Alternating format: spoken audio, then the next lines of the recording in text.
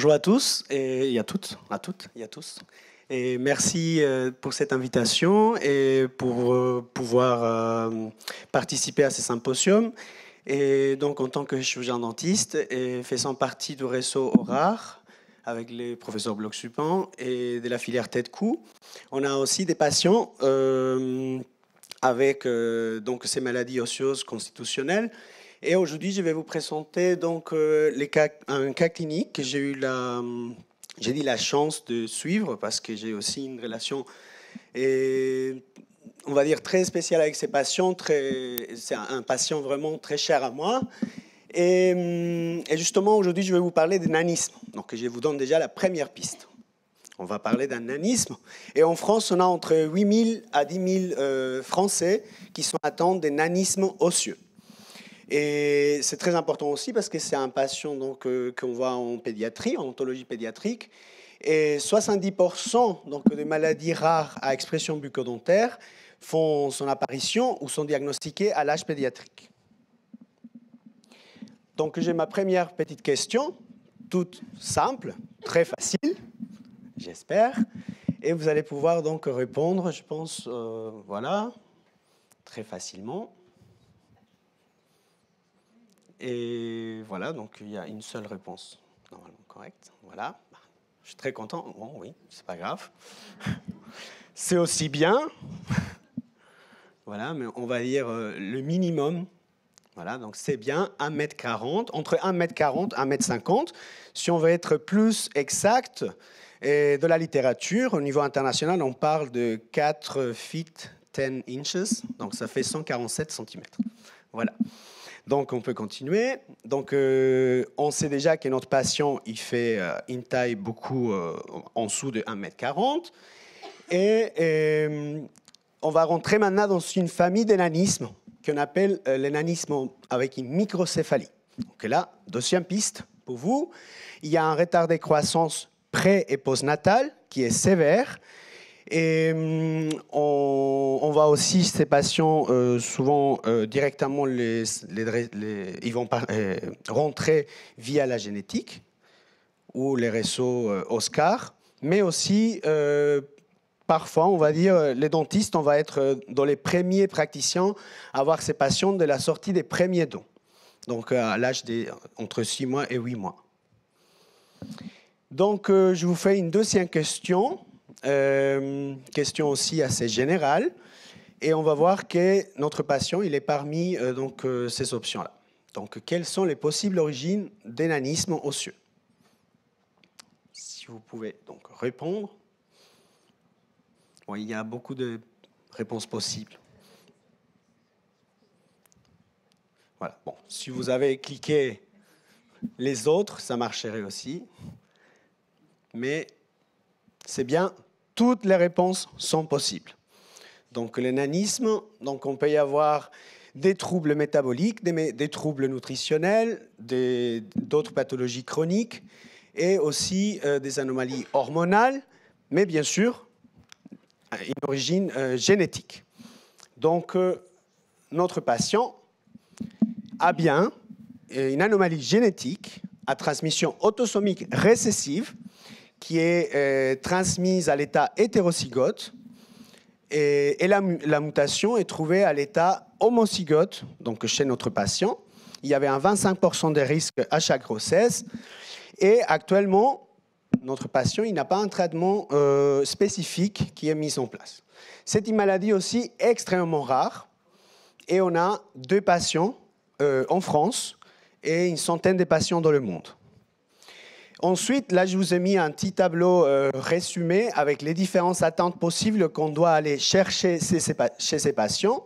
Donc, au niveau squelettal, au niveau du cœur, au niveau des poumons, au niveau neurologique, hématologique. Et on va voir que c'est quand même un syndrome avec un cadre clinique, un tableau clinique très, très large. Voilà, je vous donne encore des pistes pour les généticiens. Donc, dans cette famille que je vous ai parlé d'énanisme, avec des microcéphalies, vous allez avoir une petite liste qu'on a fait avec une étudiante en thèse dentaire qui a pu aller regarder la littérature jusqu'à 1960 et elle a pu trouver les principaux gènes qui sont décrits pour ce type d'énanisme. Donc, il y a les gènes de PSNT, donc péricentrine. Il y a aussi les gènes LAR-P7. Et tous ces gènes-là font partie donc, de cette famille des nanismes. Je ne sais pas si vous commencez, peut-être déjà certains, ils savent les diagnostics, peut-être de mon patient, mais vous allez voir maintenant des photos. Et avec ces caractéristiques des dysmorphies faciales, donc en plus de la microcéphalie, vous allez avoir un front incliné, un nez très prominent, avec une rétrohémicrognathie, avec un menton très petit et pointu. Donc, il y aura aussi des anomalies bucco-dentaires. Je vais vous les montrer principalement avec les photos. Je pense que c'est un peu plus simple, comme ça je ne vais pas rester trop longtemps devant vous et on peut aller manger. Donc, notre patient, je l'ai appelé B. Il est né en 2014, donc actuellement il a bientôt 9 ans. Et, il avait donc un retard de croissance et avec donc une petite trachée, une sténose sous-glottique. Et on l'a envoyé en génétique. À l'âge de 16 mois, on a fait un séquençage ciblé pour un gène parmi cette liste. Et sa sœur, donc il a une sœur qui n'est pas atteinte a priori, sauf qu'il a des agénésies dentaires. Voilà. Donc vous savez, des radios qui ont été faites à l'âge de 16 mois. Ensuite, si vous voyez bien ici, donc à l'âge de 16 mois, il fait ses 49 cm. Et à l'âge de 8 ans, actuellement, il fait 58 cm. Donc on est vraiment en dessous de cette moyenne minimale. Et vous avez vu, oh pardon, voilà. Donc à l'âge de 16 mois, il n'était pas capable encore de se tenir debout ni s'élever. Et actuellement, il marche tout seul, à l'aide à l'aide quand même des appareillages, des attelles. Et on va dire au niveau, il n'a pas de déficit intellectuel, il suit l'école. Voilà. Et là, vous avez quelques petites photos. Donc, notre patient, à l'âge de 3 ans et à l'âge de 8 ans. Voilà. Et donc, à l'âge de 3 ans, on trouve les 20 dents temporaires. À l'âge de 5 ans, on retrouve déjà seulement un tiers des dents sur le désarcade, avec des agénésies, une agénésie ou une oligodontie très sévère. Donc là, je vais vous montrer les radios. Et aussi, voilà, un cadre, un tableau clinique donc, de racines que vous voyez là, très, très particulier, avec des dents donc, qui se perdent facilement. Donc souvent, à chaque consultation, j'ai un petit cadeau. Au lieu de les donner à la souris, il me ramène ses dents. Et on peut les étudier au laboratoire. Et là, vous voyez bien, on a une agénésie de 22 dents permanentes, donc une oligodontie très sévère. Et pour arriver donc à la fin, je ne sais pas si vous avez déjà des idées, donc on a aussi des éruptions ectopiques au niveau du palais. Ça a été une prise en charge très compliquée au niveau dentaire parce que vous imaginez que les dents, ils font en moyenne, les incisives, une taille de 2 mm avec une ouverture buccale qui ne nous permet même pas de rentrer avec les miroirs. Donc c'est un peu compliqué à les prendre en charge. J'ai quelques images, ça je passe vite, sur l'émail et la dentine. Donc on a des défauts de l'émail et de la dentine, mais on ne parle pas encore forcément d'une dentinogénèse imparfaite ou d'une amélogénèse imparfaite, mais des défauts un petit peu généralisés qu'on pourrait dans certains cas donc, arriver à un diagnostic d'amélogénèse ou de dentinogénèse. Et donc on a trouvé la mutation DB, et c'était sur les gènes de la péricentrine. Donc, on parle d'un nanisme microcéphalique, déjà, dans la famille des nanismes primordiaux.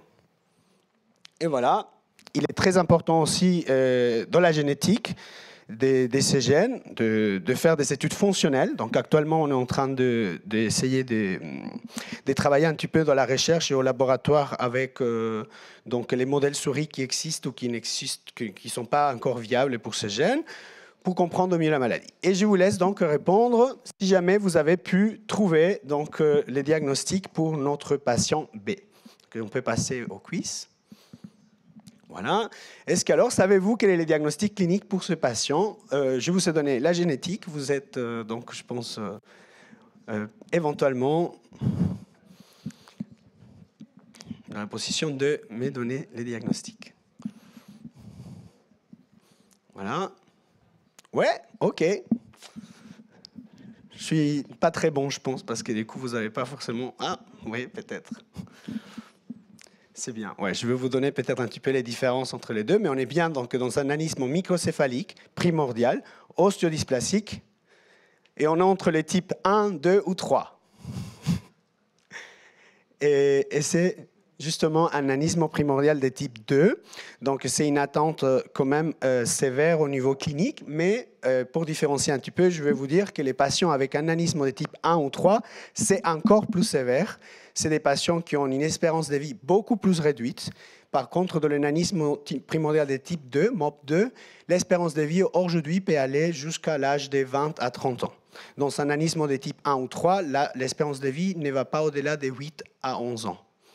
Et souvent, les attentes, on va dire, cardiovasculaires ou cérébrovasculaires sont plus sévères dans l'anisme type 1 et 3. Et dans l'anisme type 2, nos patients ils peuvent être suivis et ces attentes vasculaires viennent beaucoup plus tard. Donc, c'est bien un anisme type 2. Et pour terminer, donc, vous allez pouvoir tous aller profiter de notre buffet. Donc, dans ce nanisme, je vous ai mis une diapositive pour vous parler juste de ces gènes qui m'intéressent beaucoup parce que justement, ces patients-là, des nanismes type 2, MOP type 2, donc ils sont une taille crâniale quand même très réduite. Okay, c'est la taille d'un nouveau-né avec un cerveau avec une taille très petite, mais que intellectuellement, souvent, ils sont, on va dire, un déficit intellectuel très léger ou voire absent. Et qui sont capables de suivre l'école, qui se communiquent très bien.